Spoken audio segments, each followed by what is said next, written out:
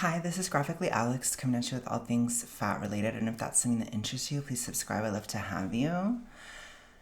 But I just have to say that we're going to be talking about Mean Girls today. So, of course, I had to be the mid-sized princess today, of course. And I have to use this wig as much as I possibly can this July because we're going into a new era in August. And I am just honestly, I'm so disgusted by how you all have been treating me since I've been losing weight. And I can't handle it anymore. No, I'm just kidding. I feel like I should have something more clever, but I'm losing it. I have El Flatba here, but I'm losing it. It's starting to fade. It's giving up. It's dying in me. But I'm sure that this video will trigger me. So when you guys sent me this podcast, Big, Blonde, and Beautiful, and I never looked at it. So we're going to go ahead and cover Mean Girls, which is one of my favorite movies ever. Obviously, I don't know why that would be obvious, but it should be. So I know a lot about it, basically. I'm a resident Janician myself. We love. So let's go ahead and watch this and see what they have to say. They're going to try to fatify it or FAify it or whatever. So let's go.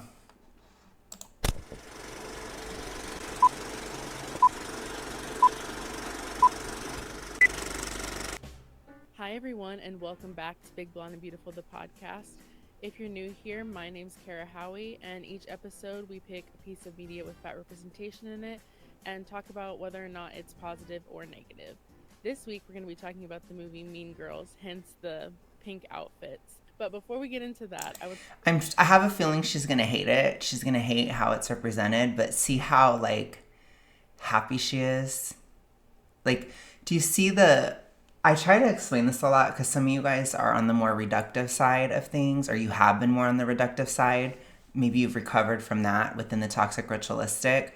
But there is an insane amount of ambivalence within the binge side. So it's literally, she looks so happy talking about it.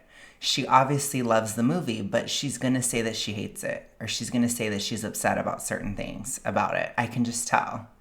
So there's huge amounts of, I don't even know if ambivalence has the right connotations, but you could consider it passionate ambivalence. Vacillation maybe is more the word, but people switching between moods, switching between thoughts so rapidly, so powerfully within this DIS order. And that's something I just have to comment on, because I do notice that it's not as much like that. Certainly on the reductive side, I think on that side, people are more straight up about what they think or how they feel. But on the binge side, there is a lot of I feel this way, but I'm going to act like I feel this way. And I've been covering the Jubilee video for my members, and that was something that came up. And there's such this there's always these switches, because one of you guys asked about why are they so obsessed with fashion, and I said it's because it has to do with control. It's similar within dating.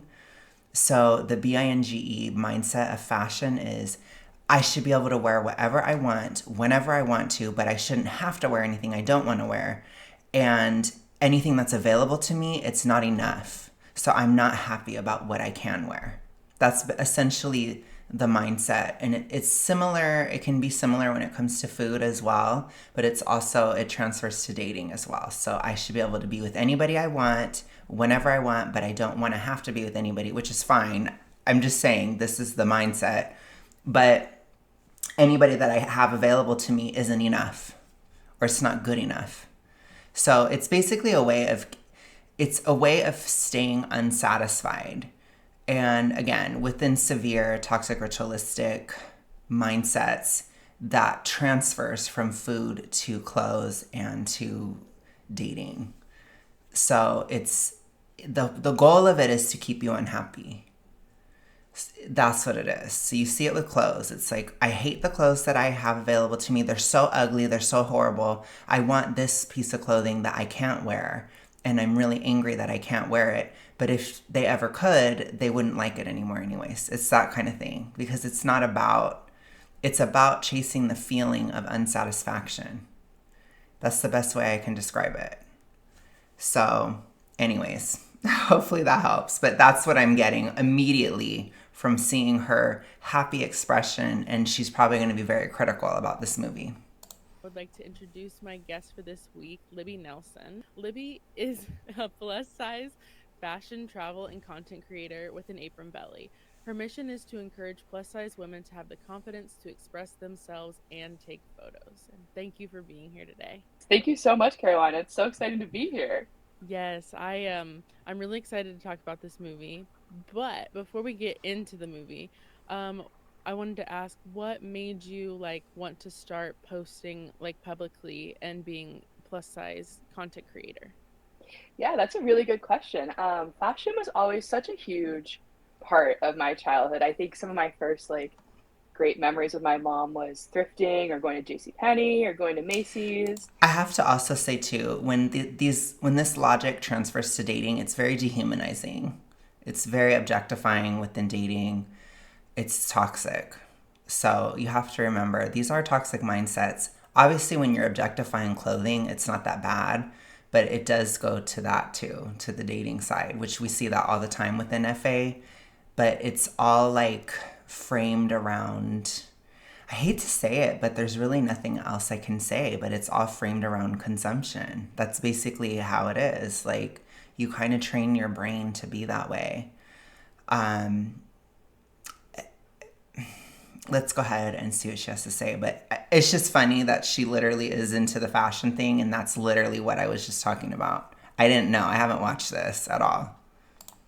And then on the flip side, growing up, I think some of those first moments where I had realized that I was in a bigger body and different than my friends was while shopping. Mhm. If you grew up in the early 2000s, you probably had a canon event in the Kohl's dressing room. Yes. Yes, I did. I still think about that often. Mhm. And as I got older, my body continued, to stay in Still this. think about it. Toxic ritualistic, babe. 2000s, early 2000s, that's over 20 years ago.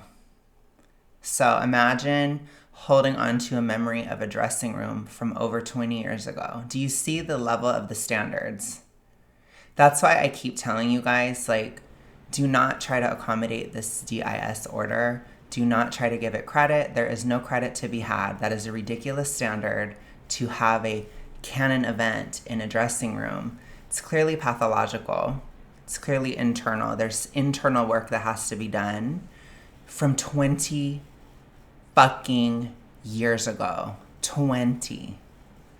So remember, even if nothing happens, if there's zero shaming or whatever, it doesn't matter because she can still hold on to this from 20 years ago.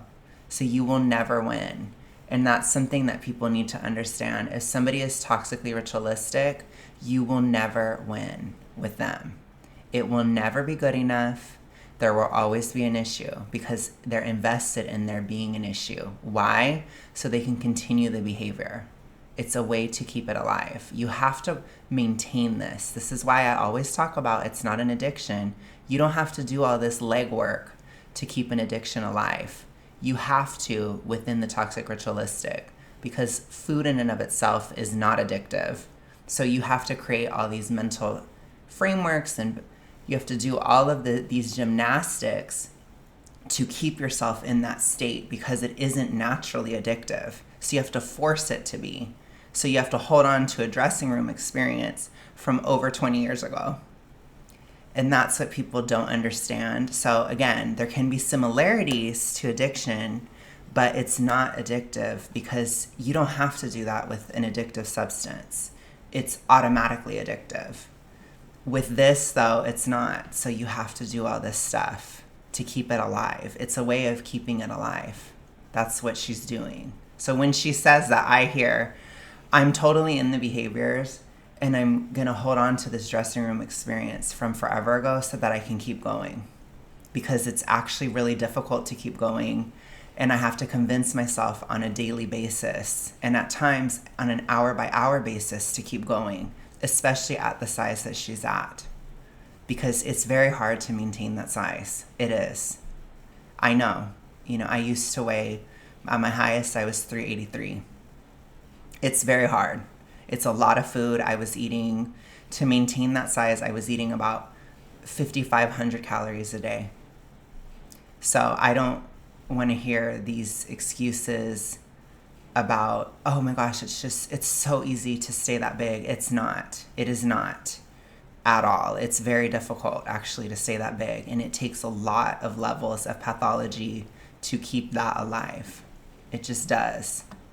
Size figure, and during the kind of COVID era was when my body kind of started to really change into that, apron belly shape that I've talked a lot about on my platform. And I think, like many people, to kind of find a sense of relatability to almost cope with it in a way, I went to social media and try to look for people who looked like me. Mm-hmm. And I think after a while, seeing people, similar body shapes, never necessarily like my apron belly with my obsession age, I eventually just looks. kind of said, I guess it should be me. And I work in marketing, so kind of I've always been a little bit of a marketing and social media nerd. So being able to come on here and take the fashion and things that I've spent a lot of time, working with. I also worked in retail for a bit, and decided, what, like, I think I can provide value. And it's been almost 2.5 months of posting, and it has been a whirlwind. And I think really the best part is seeing how many people have been able to relate to my content, saying, oh, I've never seen someone in these types of jeans in my size. I had no clue that this store even would fit me. Has been such an awesome experience. And I think too, with all this, and what I think about a lot when posting on social media, is the younger people. Mm-hmm. And I feel like by kind of coming on here and showing my body unapologetically, it's almost healing a part of that teenage self that craved this, that visibility. Okay. That might be part of her conscious desire, but in my opinion, the unconscious desire is to reinforce to those teenagers that have binge. It's a way of keeping it alive in them too, so that they can in turn keep it alive in her. And she'd probably be horrified if I actually said that to her. But I think that that's honestly, it's the underlying motivation to what it is, because we have to always keep in mind, and I don't like to use appearance that much in my arguments, but we need to consider how big she actually is. She's very big. She's probably super morbidly obese. So for her to attempt to normalize super morbid obesity, she's trying to normalize death. So I need you to, again, don't let the manipulative language of this false empathy get to you. This isn't real empathizing. This is false. It's a lie. It's a manipulation tactic in order to keep her DIS order alive. But that's basically what she's trying to do. She's trying to encourage younger girls, specifically girls get a lot of this, but it's because she can project herself onto girls easier. So that's why girls are hit with it so hard, because they're also, they're women. So they're like, I'm a woman, I'm fat. You're a woman, you're fat. I'm you. And so it happens a lot more. And so I think in general, women get a lot of these very toxic messages directed at them, weaponized against them constantly. And at this point, since around 2023, it's so aggressive that they argue that to be a woman is to have an E followed by the letter D. They literally conflate the two, which is insane. It is absolutely nuts. And it is so actually genuinely misogynistic, which a lot in FA are very much so. Even though they constantly will claim that they're not, they are. And we see that too, where they will go after women much harder. They will name women by name. They typically won't with men. They won't. So they respect men more. I'm just going to say it. I think it needs to be stated, but it's because of a self-hatred mechanism within the toxic ritualistic, and it's because they themselves are women. That's why. So you can have elements of this. Like, I've dealt with some of the projection from being gay. So, like, there are gay men in the toxic ritualistic that will project onto me, but there's just so much fewer gay men than women in general. So it doesn't hit me all the time. Whereas, like, I think as a woman, you're constantly getting this stuff directed to you. Constantly. And that does have to be acknowledged, because you have to protect yourself from it. You really do. And in today's social climate, it is definitely hitting women harder because of women like this. So just be aware of that and don't fall for it. Do not fall for it. You have to build a little bit of resistance against these ideas, and just always remember where they're coming from. Into now, almost 10 years later, be able to be a part of that representation and have opportunities like this to come and sit down and talk about such a pivotal movie in a lot of Also, it's young important women. to remember they co-opt left-wing language a lot. So they're trying to speak that code to get to you, basically, if you are on the left. So just be aware they're using your words like representation and stuff like that, which those are like political terms. They're using politics to reinforce. So just do not allow that to work on you, is all I can say. Remember, there is no correlation between fatness and belief. Losing weight is not a political act. Being fat is not a political act. That's a whole bunch of bullshit. And it's a bunch of toxic ritualistic crap. So always keep that in mind. It has nothing to do with your politics. It just doesn't. It's irrelevant. So just be aware that that's also what they're doing. So I'm just trying to raise awareness.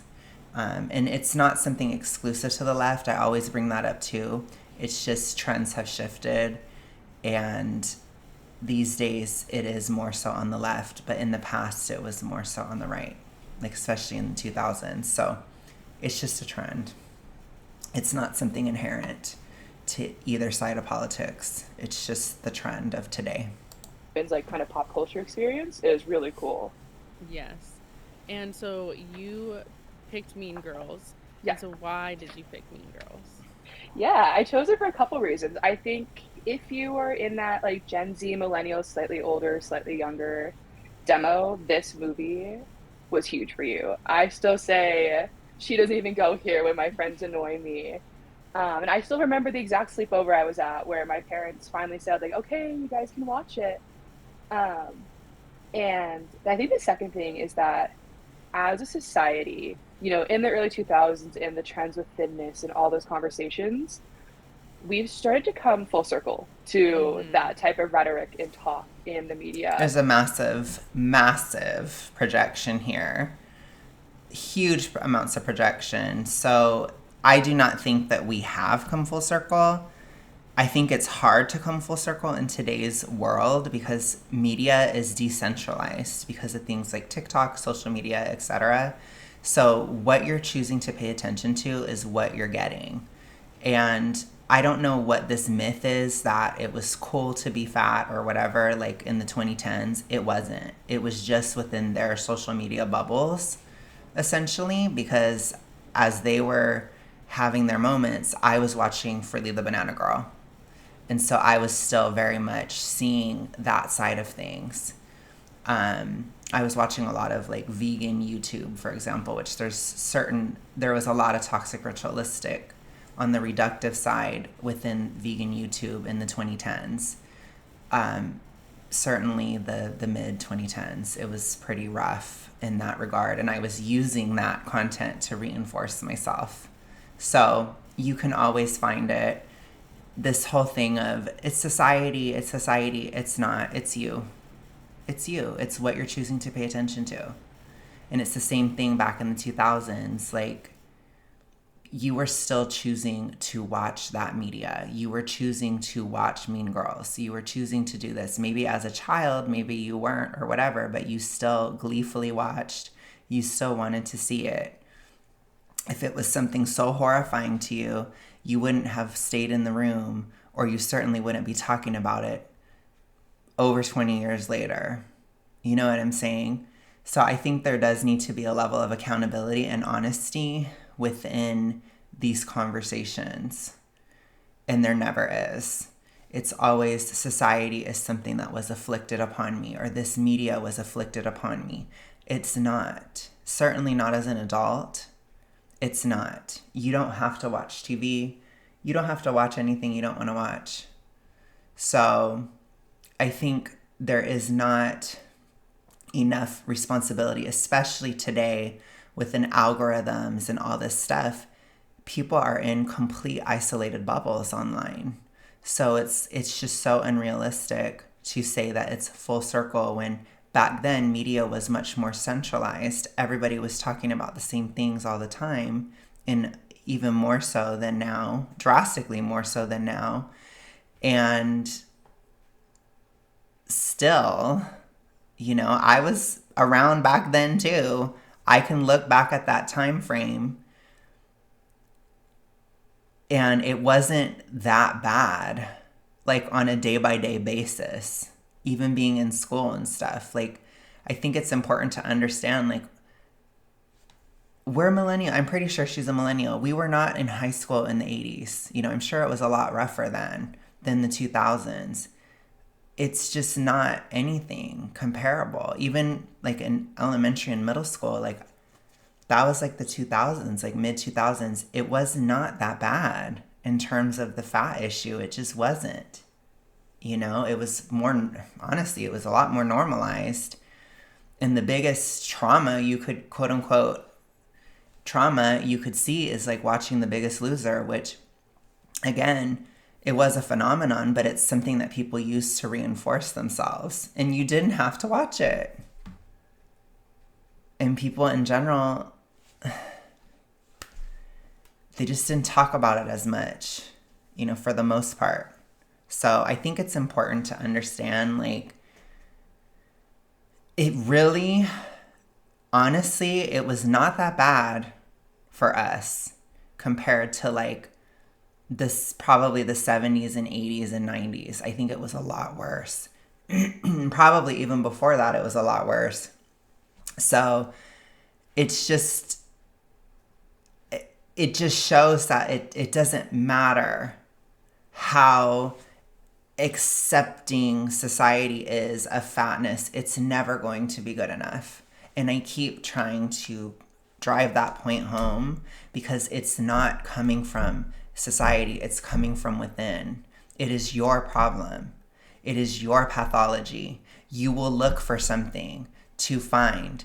Like I said, according to them, the 2010s was the golden era of body positivity. I was watching freely. It didn't matter because I still found something. And that's what they're doing too. That's what they did as well. You can lie to other people. You can't lie to me. I know. I've been there. And so I think it was a great time to sit down and like, let's look at this movie that I think for a lot of young women was like probably, again, like one of the first movies they remember watching where body image and stuff was talked about so much and the way it was talked about. And it was satirized, I think, very effectively. I loved it. I don't think I would have seen it in the lens that I now do at 27, but I think it's a really okay. So she's more of a Gen Z. You still see a lot. She's Gen Z. She's cuspy, but she's a Gen Z. So okay, maybe slightly different experiences, but it's not that far. We're not that far apart in age, babes. I'm about 5 years older than her, so. Did that much change in 5 years? I doubt it. Did it get worse in 5 years? I doubt it. I really doubt it. But anyways. A lot of those themes, and we've come full circle in the past 20, 21 years. Yes, absolutely. So Bullshit. I'm going to give a little synopsis if people somehow haven't seen this film. And then we will get into our thoughts on it. All right, so in Mean Girls, teenage Katie Heron, or Caddy Heron, was educated in Africa by her scientist parents. When her family moves to the suburbs of Illinois, Katie finally gets to experience public school and gets a quick primer on the cruel tacit laws of popularity. I was like, huh? That divide her fellow students into tightly knit cliques. She unwittingly finds herself in the good graces of an elite group of cool students dubbed the Plastics. But Katie soon realizes how her shallow group of new friends earned this nickname. And that's Mean Girls, essentially. So, yes, we're gonna talk a little bit about also the musical version Yeah, too. I feel like probably we'll mostly focus on the 2004 movie, but we absolutely. will also, I didn't because watch it the just musical came out one. last year, I think. Yeah, yeah. I think Yeah. it was like last October. Yeah. And I don't know when the musical, like the stage version came out, but I've seen the stage version live. Oh, So, fabulous. and we can definitely talk about Renee Rapp because I love I Renee love Rapp. her. So, If she has one fan, I'm one fan. If she has none, then I don't exist. then we're dead. We're dead. Like you were saying, it's kind of come full circle with body images, It's not possible lots of trends. because the media landscape is so different. I'm going to say it again because they say if they repeat themselves, then so do I. Okay, so I'm sorry if I have to be repetitive. The toxic ritualistic is repetitive. So they also force me to be when I do this. Okay? The media landscape is completely different than it was 20 years ago. There's no way for it to be full circle. It's impossible. Trends repeat, especially since we have the internet now and we have access to looking back at how people, dressed and acted and styled their bodies. And so I feel like we're really kind of the first major generation, like Gen Z and kind of millennial, to be able to do that and to Absolutely. like repeat things. But some of the things that we repeat maybe shouldn't That be doesn't make any sense, but I'm just going to let that go. repeated. Body image in this movie. Obviously, all the plastics are skinny Yep. and they want to be even skinnier. Yep. Regina, in particular, she says she wants to lose 3 pounds. And that's like her thing. But then she's like, I'm going to go get cheese fries. Like, she does, but she doesn't. And yeah, it's a whole thing. 120 calories and 48 calories from fat. What percent is that? 48 into 120? I'm only eating foods with less than 30% calories from fat. It's 40%. Well, 48 over 120 equals x over 100, and then you cross multiply and get the value of x. Whatever. I'm getting cheese fries. So It's obviously, satirical. Apparently, they don't understand humor. I'm pretty sure it's Tina Fey talking about how dumb diet culture is, or like making fun of, poking fun at it, because there are elements of diet culture that are corny, which I still think they are. I still think it's a little ridiculous even today. That doesn't mean I won't be engaging in it, because I will be, which I told you guys I'm going to do a video on it pretty soon with Eric. So, because he is like the king of diet culture, so he knows everything about it. And I have to engage in it in my vanity way era. I'm going to have to, but it's corny. It is. And I do think it should be made fun of because it is kind of dumb sometimes. It is. And that's what she's making fun of in that movie, which it's hilarious. It's funny. he enters this school. She's been homeschooled her whole life in a whole nother continent. So she doesn't really understand how things work. So then she meets Damien, and I'm forgetting her name now. Janice, Janice. how dare I was gonna Yes. you? say Gretchen, and I was like, that's not right. That's not very fetch of you. No, it's not. I'm so How sorry. dare you? Where she meets Damien and Janice, and they kind of introduce her to high school life. Janice is as far as I'm concerned, Janice is my INFJ 4 Wing 5 representation, and she had quite an impact on young me. And I was like, this girl is just like me, and I love her. So, fuck you for forgetting her name. Okay?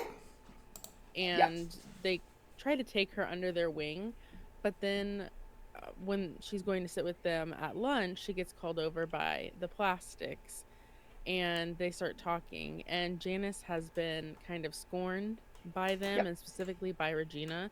So she's like, let's mess with them. And at first Katie's like, no, that's, not nice. She doesn't necessarily want to mess with them. She wants to know the information. For those of you guys who know Enneagram, it's an Enneagram 5 thing. She wants to know what they're talking about. That's what it is. Get it right. No, I'm just kidding. Because she doesn't start out saying... There's so much Gen Z mischaracterization of Janice. I'm going to go into a defense of Janice moment. She wanted to know what they were talking about. It was more about knowledge. It was her pursuit of knowledge. She was wanting to spy. That's what she wanted to do. So she wasn't necessarily wanting to interfere. It was like that special interesty, I want to know what they're saying type of thing. That's what it was. Sure that they're, okay people. Then the party happens and Regina tries to take back her ex, and then chaos ensues because Katie's like, okay, now I understand. Katie's burned, and then Katie wants revenge. And then Janice is like, period, let's do it. I want revenge too. Because she's supporting her. Which Gen Z always, they're like, Janice is evil. She used Katie. She used Katie. No, she didn't. Katie wanted revenge. Katie is also a mean girl. But again, I'm not saying Janice is evil, or innocent either. But it's like she was supporting Katie. Because Regina screwed Katie over, and Katie was revengeful too. But Katie is not INFJ 4-wing 5 like Janice. Katie's probably an Enneagram 3 and is like, I'm gonna do it. I want revenge and I'm gonna do it. Period. So it's such a good movie. Oh my god, I love it. It's really good from a typological discussion too. But regardless, Katie is like, I'm going to actually do something about it because I'm extroverted. So I'm not going to just seethe. I'm going to do something. And then Janice is like, I will help you. I will support you. I will give you the tea. I will give you the strategy. Let's strategize and let's do this. Let's fuck this bitch, or whatever the fuck Janice says. Which, again, I'm that way too. So I get it. Because I'm a strategist, but I'm a flop and I can't actually do it. So, it's a good movie. Horrible. Let's destroy her. Yep. And they choose to destroy her by having her gain weight. That's the revenge plot, is we're going to make her fatter, and it's going to be the downfall of the rest of her. It was not the only thing, but of course to you, because you're toxically ritualistic, that's all you focus on. There were other aspects too. They wanted to turn her friends against her, and they wanted to get Aaron to break up with her. So if she loses her boyfriend, if she loses her friends, and then in addition to that, she loses the bod, then she loses everything, because that's what her power was based upon, essentially. Brings some life. How do you overthrow a dictator? You cut off her resources. Regina would be nothing without her high-status man candy, technically good physique, an ignorant band of loyal followers. I love her. I love Janice. Yeah. I love her so much. Thing. They're like, how can we make her unlikable Yep. and no longer have a hot bod? Yep. We'll make her fat. Exactly. And that is kind of the down, because they try other things. Right. They try giving her foot lotion for her face instead of face cream, and backfires, doesn't work. Then they tried cutting the holes, the iconic right where her boobs are, and she just looks down, she's like, okay, and then everyone copies it. Right. But when they're finally able to get her is when they give her these Caltine diet bars, which are used to have you gain weight, but she doesn't know that because all the ingredients are in Swedish, I believe. Yes. What are Caltine bars? They're these weird Swedish nutrition bars. My mom used to give them to the kids in Africa to help them gain weight. They're these weird nutrition bars my mom uses to lose weight. Oh my god. So diabolical. That is diabolical. I just have to say, it's so evil. I would never do it. I mean, I'm laughing because I think it's hilarious, but remember, it is fiction. But I think that's horrible. I don't think I would ever actually No, I would never do that to somebody legit. But in the movie, it's hilarious. It's very funny.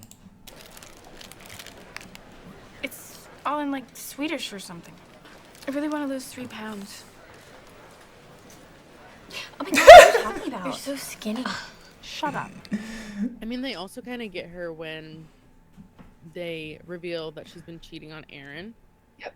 But I feel like that's more just specifically with Aaron Right.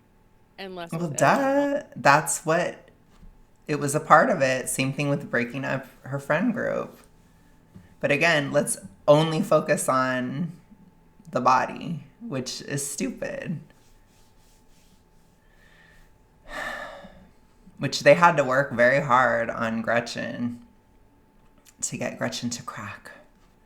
But, you know, and then Katie was just, or Katie, I'm very much like Janice. I call her Katie all the time, but she was very jealous of Regina being with Aaron. So she just sabotaged that kind of personally.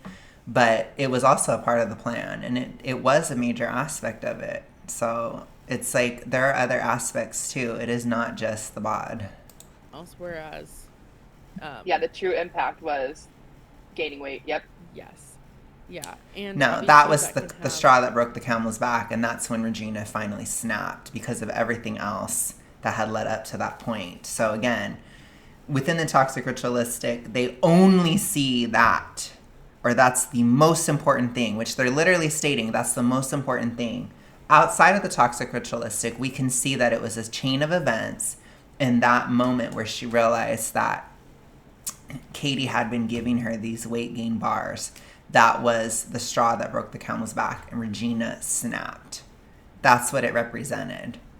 It was an absolute snap, crash out moment, basically, because of everything that had been leading up to that point.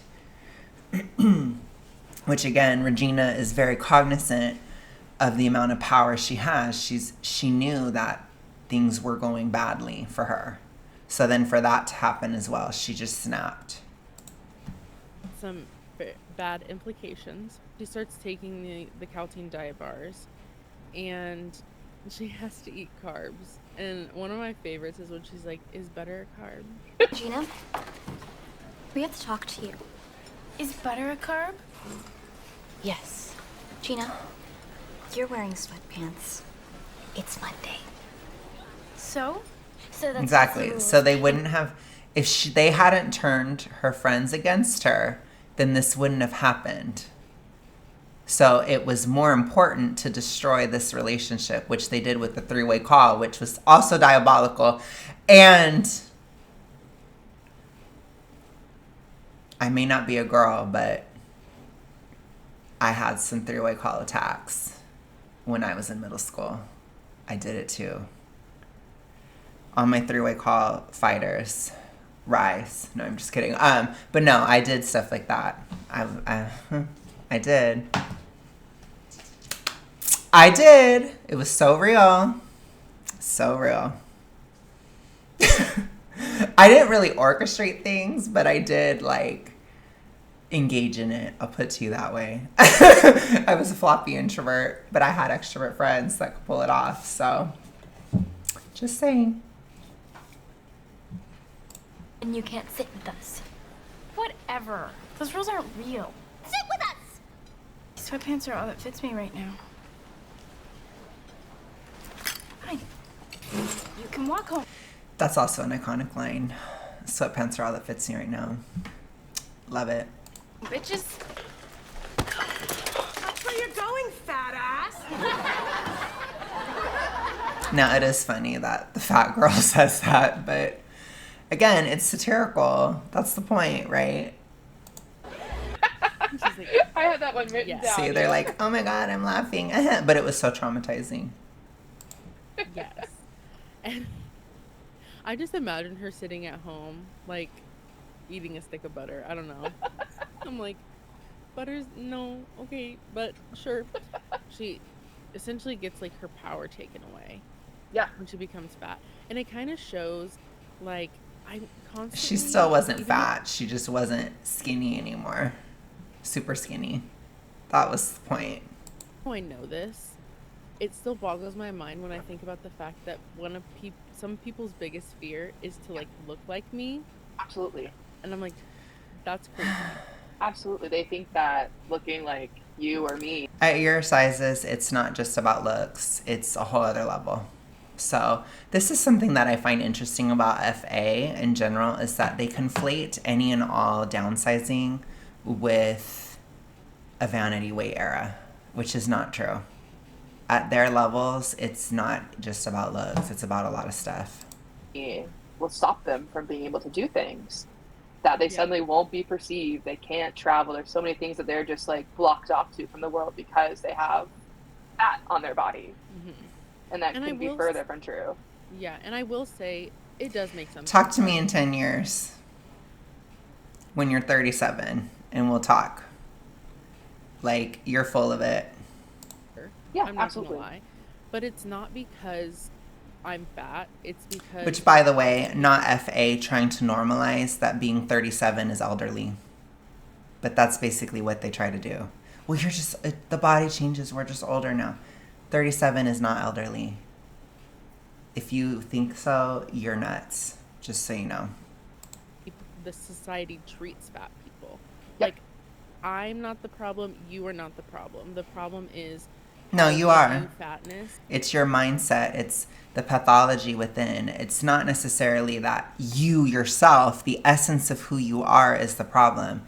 It's the DIS order that is the problem. That is the problem, and you have to separate it from your identity, which is difficult to do, especially at severe levels, which you can tell a level of severity because of their size.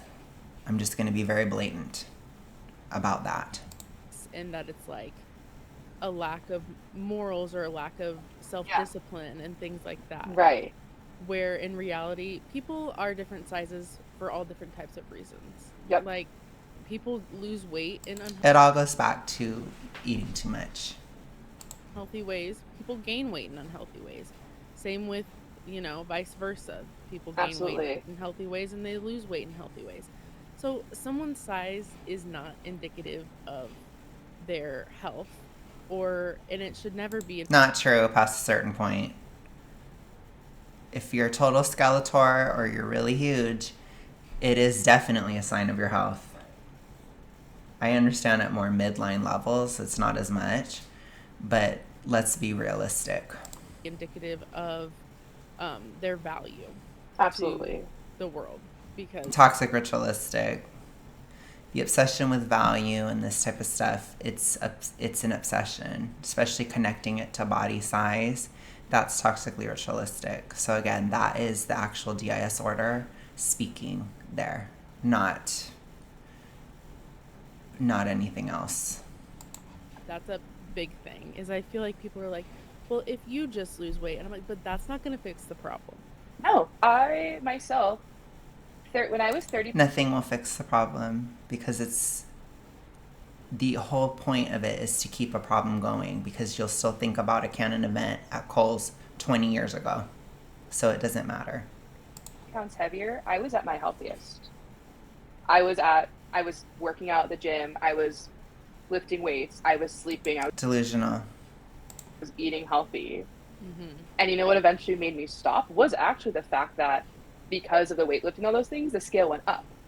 And, and I still was in that headspace of, oh, that's bad. Yeah, it's toxic ritualistic still. So then you gave exercise. But you have to realize, too, within BINGE, people play those games. It's to keep it going. Because she probably also quit exercise because her appetite was probably going down. Because it improves your glucose metabolism. So you can't eat as many carbs. Because you get fuller. So then she's like, oh, I don't want to do this. Then you quit. Because you want to still do it. Because you're not out of it. So it's a game. It's all a game. So the number wouldn't go Dangerous game. And I think even now, that was 2-3 years ago, and I'm still chasing that level of health I had 30 pounds heavier. Mm-hmm. And I think, that's really... Why are you chasing it? I don't think it would be that hard to achieve. Because you probably weren't that healthy. So it's not that far out of reach, I would assume. the thing that society doesn't get. Like, just like you said, you can lose all the weight and be less healthy than you were before. Mm-hmm. Yeah. There's even a part when they're At a certain size, it's really hard to say that. I'm just going to say that because when you're really, really big, your weight is such a health issue that it's almost impossible for your health to be worse upon downsizing.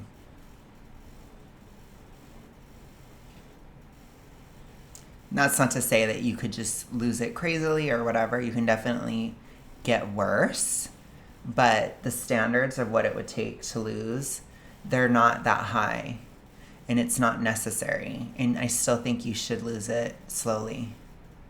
So it's just better for your system. It's really difficult for your system at that stage. You're very delicate. So you need to be gentle with yourself at a super morbidly obese size. But if we're talking just weight, period, it's very hard to be in worse health. You wouldn't improve, really. That's the reality of it. If you don't do it right, you're not going to have health improvement. You'll probably stay the same, which your health is already really bad. So.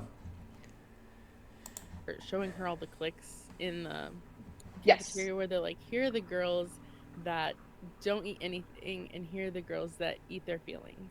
Yep. And I feel like a lot of media back then, and maybe it does today as well, and I'm just not noticing it, really normalized eating disorders. Yeah. As like a normal part of Well, I think that's what you guys are doing too. So you're the same. You haven't changed anything at all. If anything, you're just making it worse. Something to be expected. Yeah. And I think interesting too about that scene was that I think that's you guys. That's a projection. The way they had her dressed. Which it's always interesting to me how they'll use those terms. They always forget about binge. They always forget about that one. That one's conveniently forgotten. But they'll always think of the reductive ones. And people within the reductive side will do that too. Well, they'll always use binge as a weapon too. So you tend to use the opposite one as a weapon because it's a way to deflect attention. The biggest difference between those two is that there's drastically more people with binge than the reductive side. So you hear it so much more often just through volume of numbers, basically. Her hair was a mess. Like, she looked unkempt in that scene. So that kind of, again, plays that stereotype of... It's not about a stereotype. It's about her life wasn't going very well, which... If you were not so toxically ritualistic, you could look at the whole picture and you could actually empathize with another person. You could empathize with Regina, see from her perspective, her life was falling apart. She wasn't doing well. She's very stressed in general, and that's why she looked unkempt. And her weight was just one aspect in a pile of other aspects.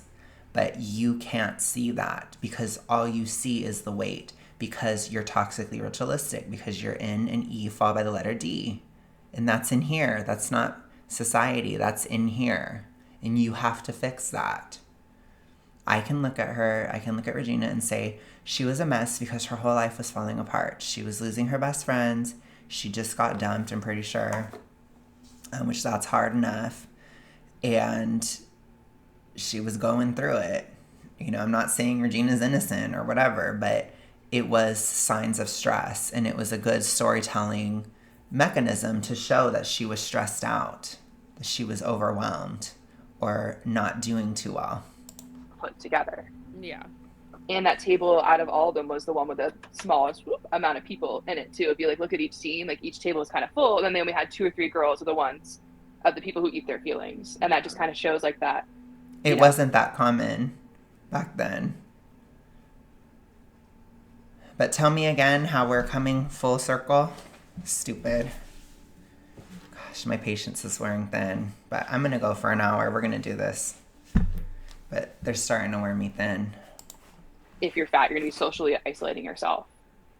Mm-hmm. Which... It's all of them reinforcing each other. It's the same thing with the ones that didn't eat that much. it's showing the reinforcement aspect. You tend to make friends that do the same things. That's what Tina Fey was commenting on, which is true, which is why it hit, because it's the same group of friends that was being way overly reductive too, and the group of friends that were way overdoing it. It's showing that social aspect that you encourage each other to continue, just like you two. You're not even probably that close to friends, but you're still encouraging each other to stay within it. So that it was a very astute observation by Tina Fey, in my opinion, and very well done in the movie. It sucks. I mean, I don't. Yeah. That's obvious, but like, I personally, I would say in high school, if people talked about my weight or talked about me, it was behind my back and I didn't hear about it, so it wasn't my problem. But like for me, grade school was the worst. Yeah. Like so bad. I got called so many names. Yeah. And like it still like sticks Yeah. in your brain. Having it start from such a young age, I can only imagine that the characters, Yeah. their need to be thin started very young. Even her little sister is like viewing women. Is she watching Girls Gone Wild? Is that what she was I think it's watching? Girls Gone Wild. Yeah, so when it comes to that, kids are mean a lot of the time, and if it wasn't weight, it would probably be something else. But it's hard because when we're really young, like when we're children, we don't have the ability to empathize as well. So when we look back on that time, we can't look at, oh, look at how all the other kids are being called out. We only think of ourselves. Like I can now, like being grown, basically, I can look back to that time and think, oh yeah, that kid was bullied for being fat. That kid was bullied for being skinny. That kid was bullied for this, that, and the other. You know, I don't want to get into other stuff, but, you know, there were moments where people were made fun of for a lot of characteristics, some of which are not in somebody's control. And again, weight is just one thing in a pile of other things. And so if you look back at that time objectively, you could probably see that kids were just bullying each other in general. And that was what you were bullied for. That's the reality of it. If it wasn't that, it probably would have been something else. For example, we constantly hear about the stereotype of being called four eyes, for example, like having glasses was enough to be made fun of for many generations, you know? Which is crazy. I know. I'm so glad we don't have things like that anymore. I watched a documentary on it and completely awful. So horrible. The man who made that, I mean, I feel like it's not a surprise that he's a dirtbag, but like he's an awful person. So anyway. And so her sister's like viewing women's bodies. And I feel like things like that type of media. The fact that they only care that the girls on Girls Gone Wild were thin. The social commentary was about normalizing that type of stuff for children, which is very negative, and the neglect of the mother not paying attention to what the young daughter was watching.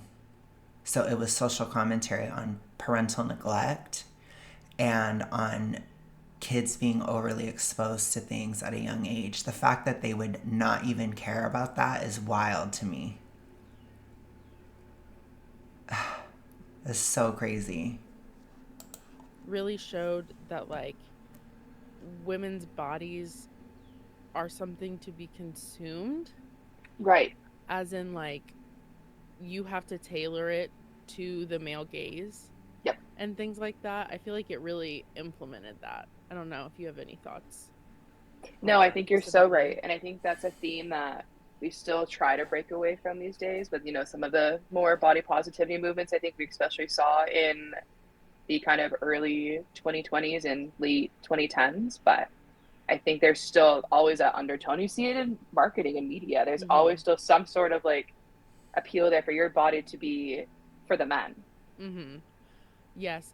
And marketing. I think most people in general are interested in romance, or they're interested in being a hoe or something. Typically, it's more typical. I understand that when you're super huge, I'm going to be very brutal. I'm just going to talk very plainly. When you're super huge, your sex drive may not be as strong. But people that are healthier, people that are, more normal, so to speak, they at least have some level of desire or some amount of care for that type of stuff. So it's very typical. And it does definitely go the other way too. There's so much media that is about the woman's gaze too. If you want to talk about it from that perspective, there's a lot of content geared towards men that are about attracting women. So again, I'm seeing a lot of lack of empathy or an inability to look at a whole picture or to even just understand. Most people want to have sex. Most people are interested in pursuing love or hoism.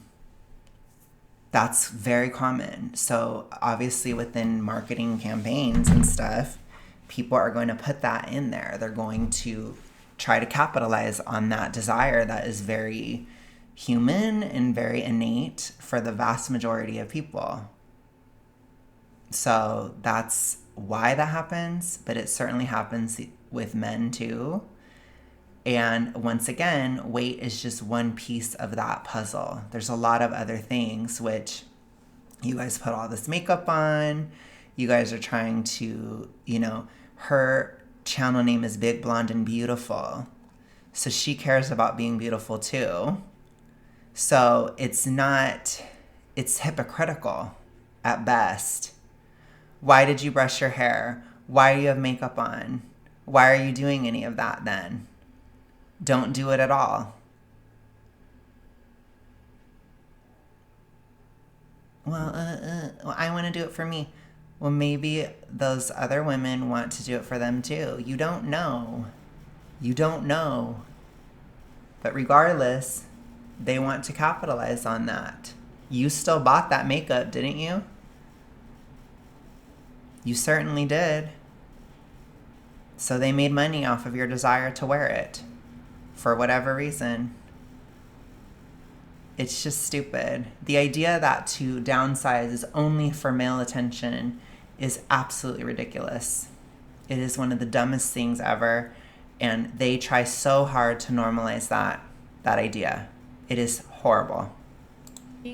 Especially recently, I don't know about you, but on my freaking Hulu or any streaming app that I have that I don't have no ads, GLP-1. Yep. It is everywhere. We saw it in the Super Bowl. All the time. I didn't watch the Super Bowl. I believe I'm not a sports girly. I didn't even watch it for the halftime. Honestly. Okay, and how many ads did you see for fast food? How many ads did you see for, other diabetes meds? I'm not huge on drug ads and I'm not huge on fast food ads. I'm kind of over both of them, to be honest. I'm done. Personally, I'm done. But it certainly goes the way that you would support. I'll put it to you that way. But I think I'm going to go ahead and close it out here. We'll definitely continue this. Thank you so much for sending it to me. You know who you are. And we will continue at some point soon.